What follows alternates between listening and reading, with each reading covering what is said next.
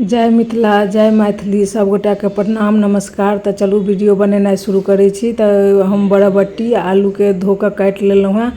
आब एक लोहिया बैसा देलिए, ओहिमे करू तेल डाल देलिए, सरसों तेल। अब ओहिमे तेजपत्ता डाल देलिए, सूखा मिर्ची डाल देलिए और फोरन भुना गेल। तब ओहिमे प्याज डाल देलिए, प्याजो में कनी कलर आबि गेल, भुना गेल।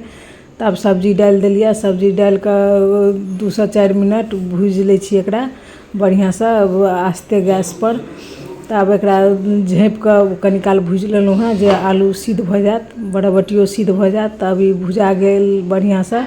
तब ओहिमे मसाला सब डाल दै छी। तो लहसुन पिसला से कनी डाल देलिए और अथी की कहै छै, अहाँ चाहबै तो अदरको डाल सकै छियै।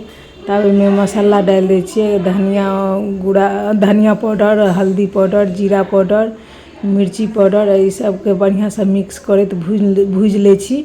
अभी भुजा गेल तब ओहिमे टमाटर डाल देलहुँ हैं। टमाटर डाल के नमक डाल देलिए जे टमाटर जल्दी से गल जात। स्वाद अनुसार नमक डालब, अहाँ सब जते खाइत हैब ताहि हिसाब से। तब ई सब्जी भुजा गेल तो एहिमे पानि डाल दै छियै।